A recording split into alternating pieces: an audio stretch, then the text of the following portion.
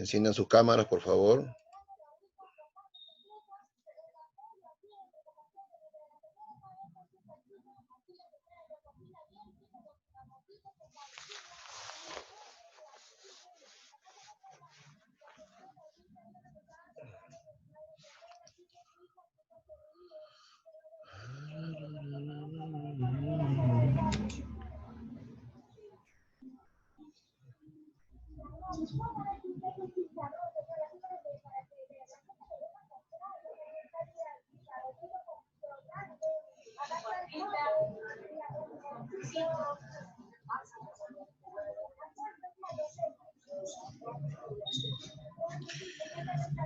Segundo aviso, por favor, enciendan sus cámaras.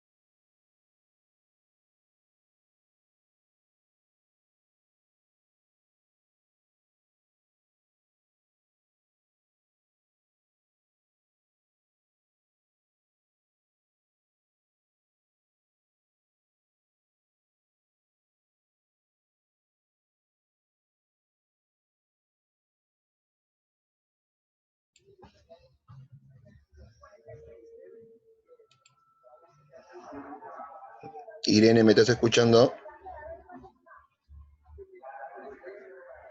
Sí, profesor. Hola, buenos días. Buenos días, profesor. ¿Dónde está Josué?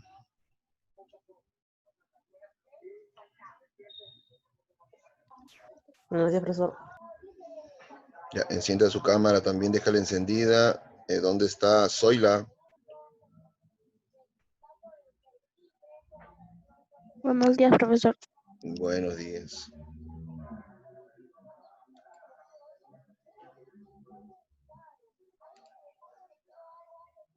Ya.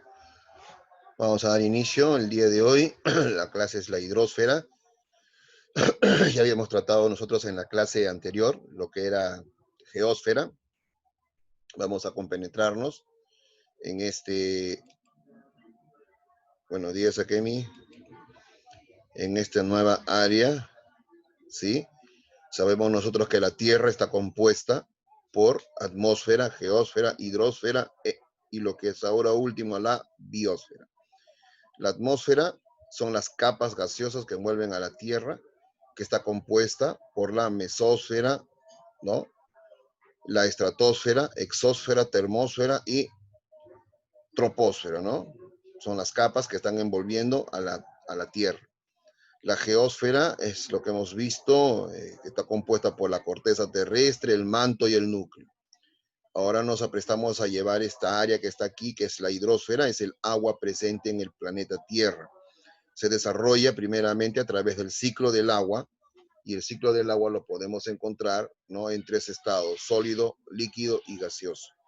El agua que está presente en el planeta también está formado por agua salada y agua no oceánica, o sea, lo que es agua dulce. El agua salada lo encontramos en océanos y mares, y el agua dulce lo encontramos en los casquetes polares, en lo que son las aguas subterráneas y lo que son también las aguas en los ríos, lagos y lagunas, ¿sí?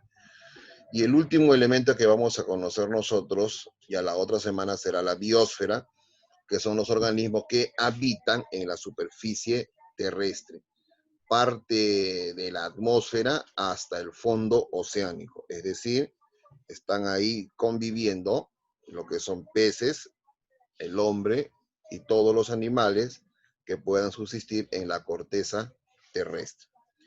Bien, este es un mapa conceptual general.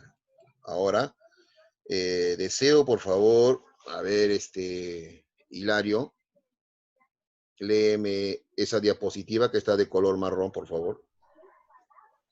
El origen del agua en la Tierra. Sí. Al principio de su existencia, hace unos 400 4.500 millones de años, la temperatura de la Tierra era tan alta que todo el agua se encontraba en la atmósfera en forma de gas. Al enfriarse la superficie de la Tierra, el vapor del agua contenido de su atmósfera se condensó y se convirtió en agua líquida, formando gotas que cayeron en forma de lluvia. Muy bien. Léame Zoila, donde dice la importancia de los océanos y mares. Son muy importantes en el planeta porque son el hogar de gran cantidad de seres vivos, influyen en el clima mundial, son fuente de alimento, materias primas y energía. Además, presentan un enorme recurso turístico para muchas naciones y una importante vía de transporte de cargas pesadas y pasajeros. Muy bien. Entonces, en la primera diapositiva que ha leído su compañera, nos habla bien claro que hace unos 4.500 millones de años, toda la Tierra era como una especie de bola de fuego. Y eso producía una especie de un gas. Y ese gas se fue a lo que hoy en día se llama la atmósfera. Luego, al momento que la Tierra comenzó a enfriarse, estas masas de nubes que se habían formado comenzaron a precipitarse en formas de gotas de lluvia o también granizo, dependiendo del área donde se encontrase. Y el agua es tan importante porque te imaginarás tú un planeta sin agua. Por ejemplo, el planeta Tierra sin agua. Sería como una nuez seca, ¿no?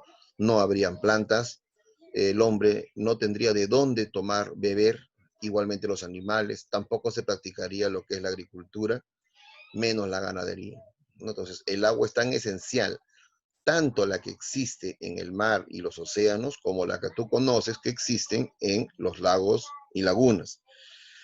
Ambos lagos, lagunas, mares, océanos influyen netamente en el clima, ¿sí? Netamente en el clima. ¿Por qué? Porque es el agua la que va a estabilizar la frialdad del clima. Por ejemplo, en este instante está soleando, pero no sabemos cómo se encontrará en la tarde. Y no nos imaginamos cómo estaba en la madrugada. Seguramente ha sentido un frío, es propiamente frío del invierno, pero esa frialdad se debe a que se ha vaporizado mucha agua del mar, ha viajado hasta zonas de la altura y luego han caído aquí en nuestra localidad y en parte del resto de la zona andina como una nubosidad fría, que es lo que nosotros sentimos, que a veces no será un aire, pero es algo que penetra por entre los fierros de las ventanas, por debajo de las puertas, ¿sí? Y ese es el frío que nosotros vamos sintiendo poco a poco.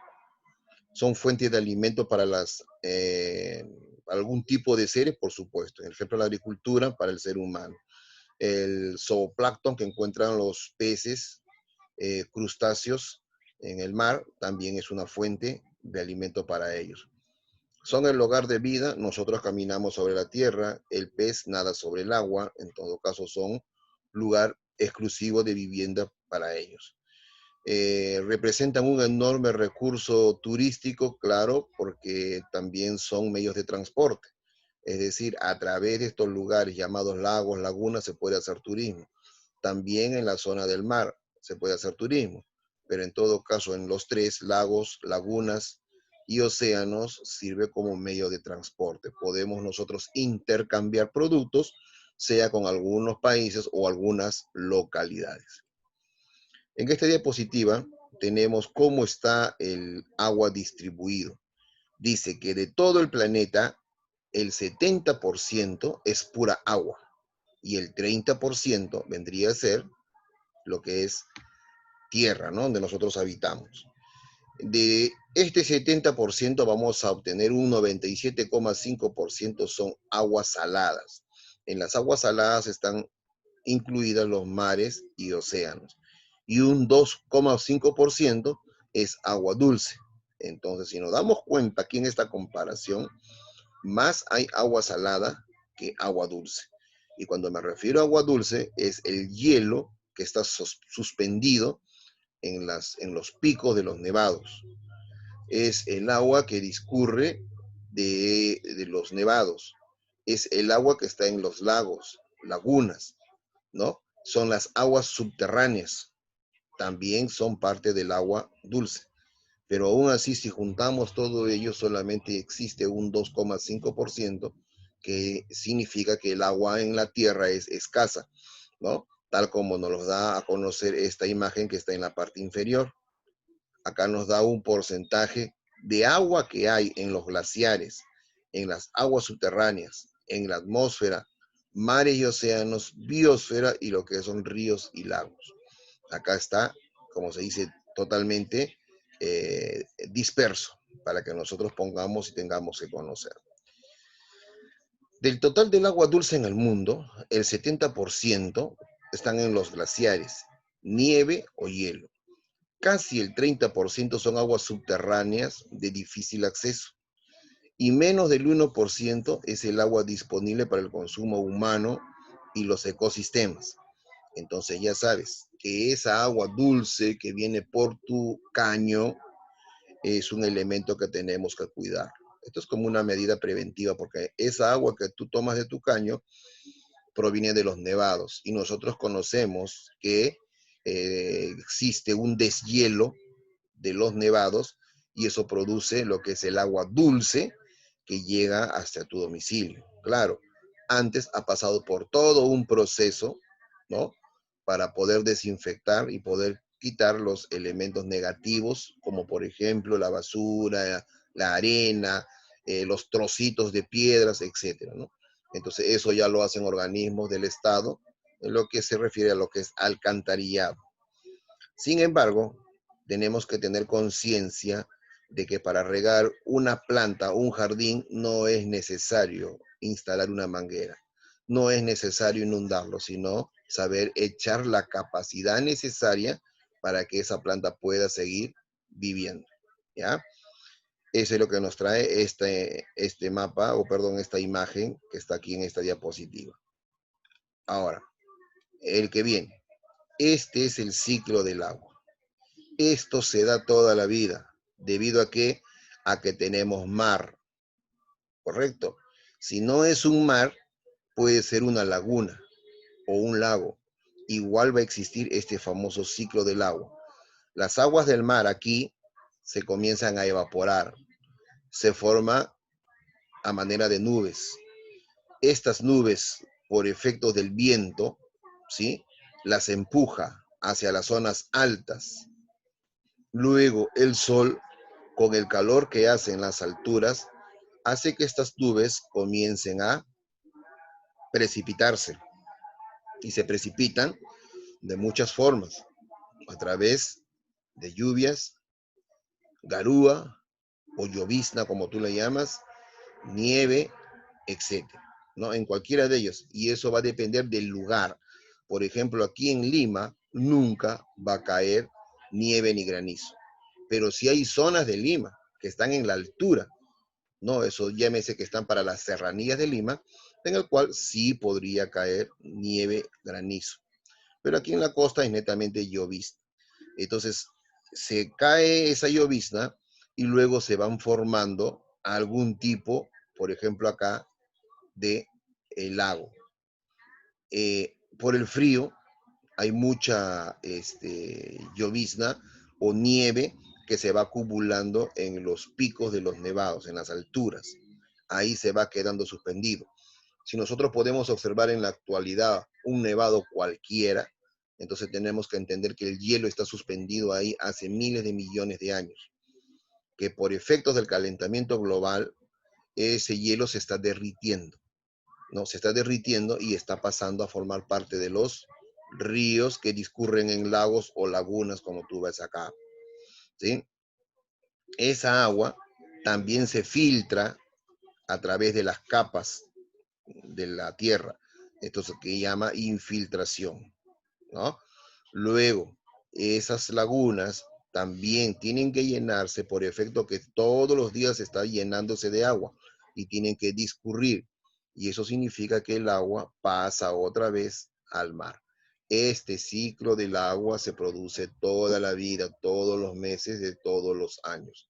significa que necesariamente el individuo tiene que, de todos ellos, saber cuidar lo que está acá arriba, que son los nevados, porque nosotros tomamos el agua que viene desde los nevados, ¿ok? El agua en el mar siempre va a existir, siempre se va a evaporar. Y ahora en invierno, cuando hace más frío, produce mayor evaporación de gas, y eso, como te digo, viaja a las alturas, cae, se forman lagos, lagunas, una parte se infiltra en el suelo y la otra parte, a través de los ríos, llega hacia el mar. Por ejemplo, el río Rímac, ¿no? Ese que tú lo ves cuando te vas a Lima.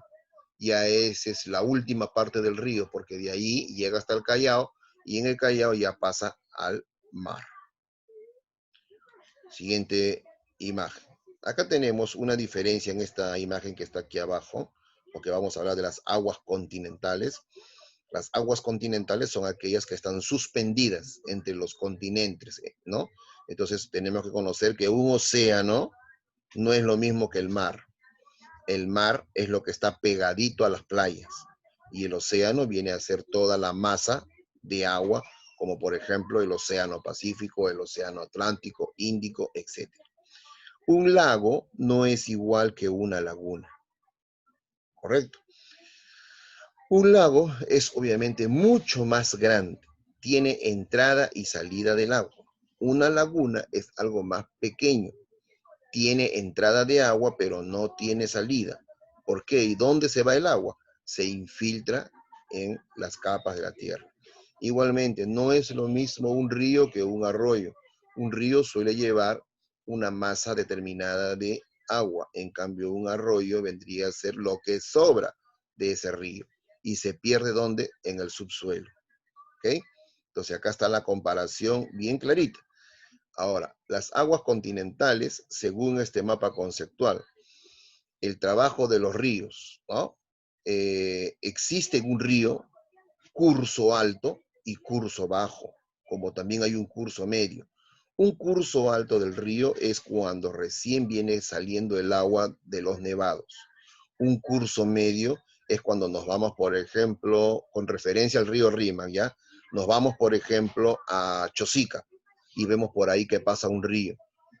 Pasa buena cantidad de agua. Y cuando nos vamos a un cauce bajo, es lo que nosotros vemos aquí en el río Rímac cuando cruzamos para la avenida Bancayo o la avenida Tacna, ¿no? Ya pasa poquita agua.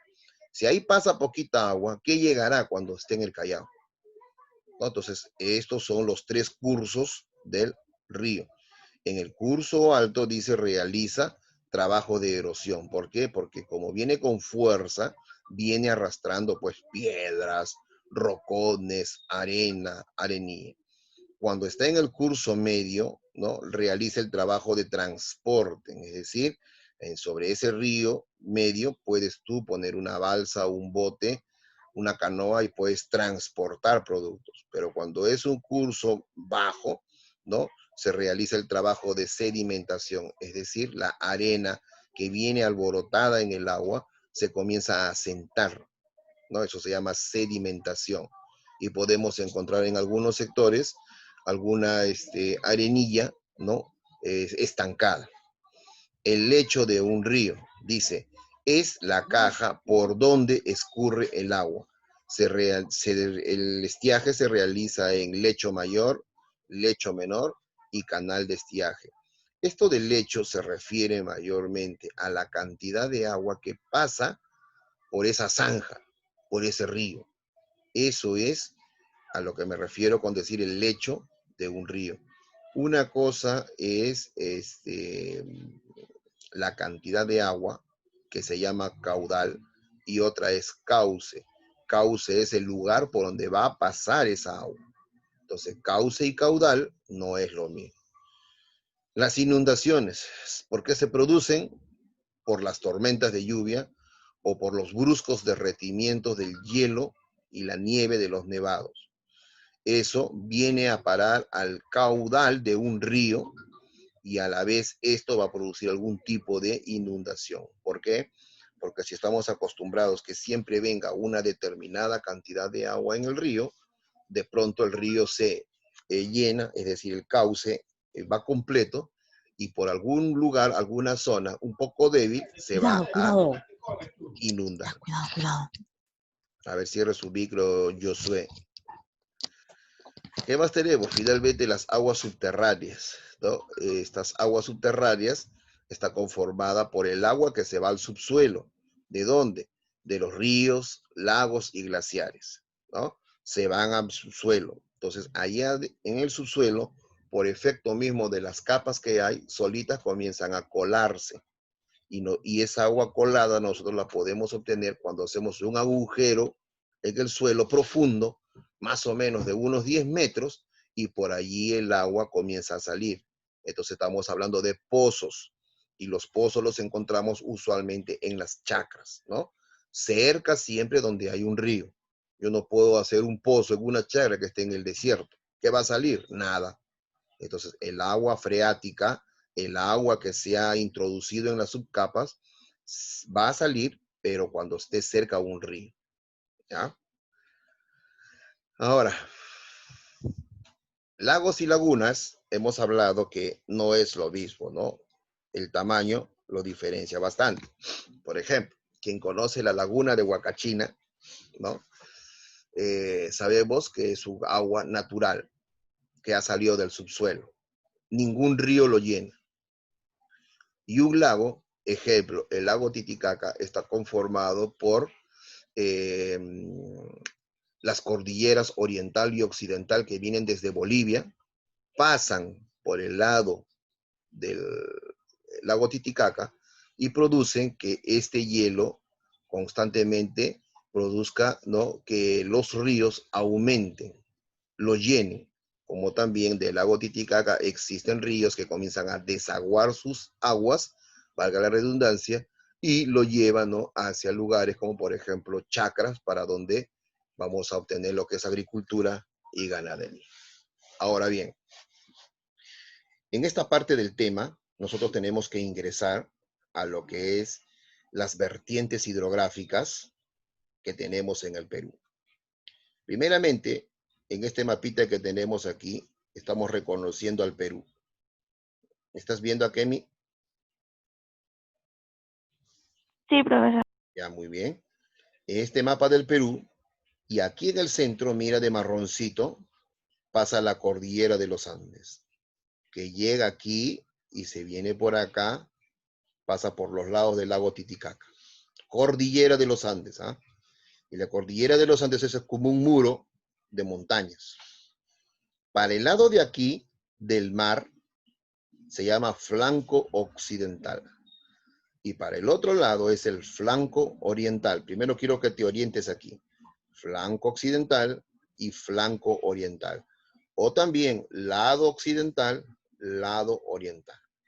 ¿Sí? Ya está ahí. Ahora, vamos a la siguiente diapositiva. Según las cuencas hidrográficas o vertientes hidrográficas, en el Perú tenemos 3 vertientes.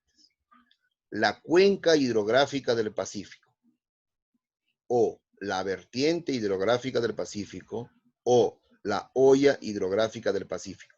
Cualquiera de los 3 nombres. Son todos los ríos de la costa que están de amarillo, ¿sí? Todos los ríos de la costa botan sus aguas en el Océano Pacífico. Aquí existen desde Tumbes hasta Tacna 52 ríos. Todos los ríos botan sus aguas en el Océano Pacífico. Ejemplo, el río Rima que tú conoces, ¿no? Pasa por toda la capital y bota sus aguas allá en el Callao, donde está el océano. Ahí lo bota. Acá hay 52 ríos. También existe la vertiente hidrográfica del Amazonas, la hoya, ¿no? O la cuenca, como le quieras llamar, del Amazonas. Son todos los ríos que van a botar sus aguas en ese gran río Amazonas. Y ese río Amazonas pasa por el Perú, se va a Brasil y de Brasil bota sus aguas en el Océano Atlántico. El río Amazonas es el río más caudaloso, no del Perú, sino de todo el mundo. En segundo lugar, sigue el río Nilo, que queda en Egipto, continente africano, ¿ya? Y en tercer lugar, tenemos la cuenca hoya o vertiente hidrográfica del Titicaca, ¿no? Que tú lo ves aquí de color celestito. Eso quiere decir que existen dos cadenas de montañas que pasan por alrededor y esas montañas en sus deshielos aumentan toda la vida este gran lago. Es el lago más alto del mundo. Siguiente.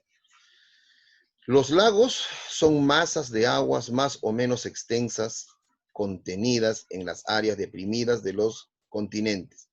Esta agua proviene, ahí está, de los deshielos de los glaciares, de las fuentes o manantiales y de las lluvias y nieve que caen en los pisos más altos. Ahora, como lagos y lagunas, ¿no? Hay clases debido a su origen. Hay lagos y lagunas de origen tectónico, de origen glacial, volcánico, de barrera, residuales y de herradura, ¿ya? Estas son las clases de lagos. Ahora, otra cosa es decir tipos de lagos.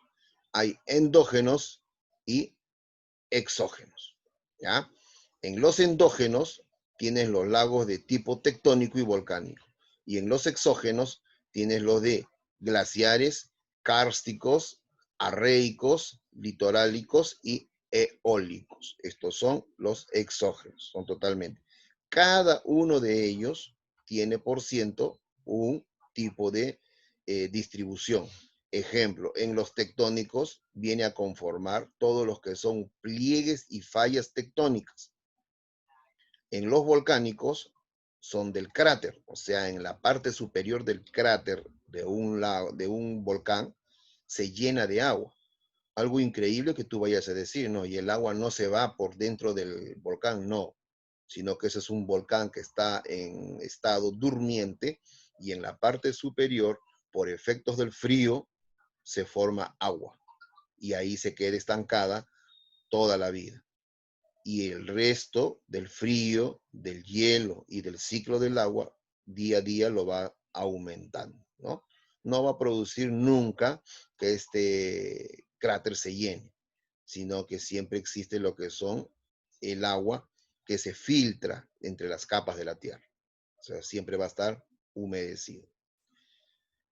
En la siguiente, lagos y lagunas. Aquí ves, por ejemplo, el lago Titicaca. Este poblador, a través de esta pequeña balsa, realiza comercio, pesca. Pero también el lago Titicaca, como es tan grande, es tan inmenso, ¿sí? Produce que también tenga lo que es comercio. Acá vemos la laguna de Huacachina. En el centro de todo un arenal existe ahí una laguna, ¿no? Entonces, ¿de dónde salido esa agua? Son aguas subterráneas que buscan dónde salir y salen por esta zona. En cambio, este de aquí es alimentado por los nevados que tú ves en la parte superior. Entonces, esta otra partecita de la vertiente hidrográfica ya vendrían a ser del Amazonas, ¿no? Acá, por ejemplo, tenemos del Pacífico 52 a 53 ríos, que son los que están aquí y botan sus aguas en el Océano Pacífico.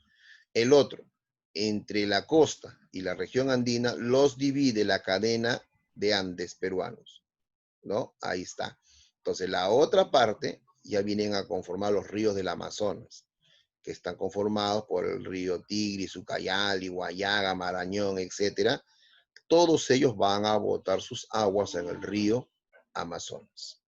Y el río Amazonas, ya tú sabes que pasa por Brasil y de ahí se va al océano Atlántico, ¿sí? Aquí, cuenca del Amazonas, acá. Son 44 ríos, mira, ve, sale del Perú, pasa por Brasil y bota sus aguas en el río, perdón, en el océano Atlántico. Todo este recorrido del océano, del río Amazonas, que es el más grande del mundo, tú te paras en una orilla y no ves a tu amigo que está al otro lado del río. Entonces, ¿qué te da a entender eso? Que es muy ancho, tiene caudal muy amplio, como también lleva gran cantidad de agua, ¿ya? Y finalmente, la vertiente del Titicaca, que es lo que hemos dicho hace un momentito. Acá está el lago y pasan cadena de montañas frías, heladas, y eso hace que el agua comience a llenar este lago de manera natural. Esas son las 3 vertientes hidrográficas. Acá tienes los nombres de algunos de sus principales ríos, ¿sí? Igualmente aquí puedes apreciar algunos de los ríos principales de la vertiente del Amazonas, y en la parte superior tienes los de la vertiente del Pacífico. ¿Ya? Esa es la clase del día de hoy, chicos. De repente este temita de los ríos lo vamos a profundizar un poquito más en las siguientes diapositivas que tengamos en la clase que nos toca la próxima semana. En todo caso, antes de terminar, decirles que ya deben ustedes estar preparados. Vamos a tomar, igual que les expliqué en historia, lo que era prácticas la próxima semana. Tienen ustedes la diapositiva para que la puedan repetir ahí en su casita. Ahí ha quedado grabada. No sé si tengan alguna duda, alguna consulta, Hilario Palomino. No, profesor, ninguna. ¿Seguro? ¿A qué, Sí. mi Vélez Moro? ¿Alguna duda, alguna consulta? Zoila, ¿cómo está durmiendo? Ninguna. Ninguna. Dime, Zoila, ¿alguna duda? No, profe, ninguna. Señor Josué. Ninguna, profesor. Ya. Entonces, esa parte de la vertiente lo vamos a explicar un poquito más en la siguiente clase. ¿Listo, chicos? Entonces, esa sería la clase del día de hoy. Ya de acá nos vemos la próxima semana. Cuídense, no salgan de casa y a ponerse a estudiar. ¿Correcto? Nos estamos viendo. Chao, Irene. Chao, Akemi. Chao, Josué. Y chao, Zoila. Hasta la próxima semana. Profesor. Chao, profesor. Cuídense. Nos vemos.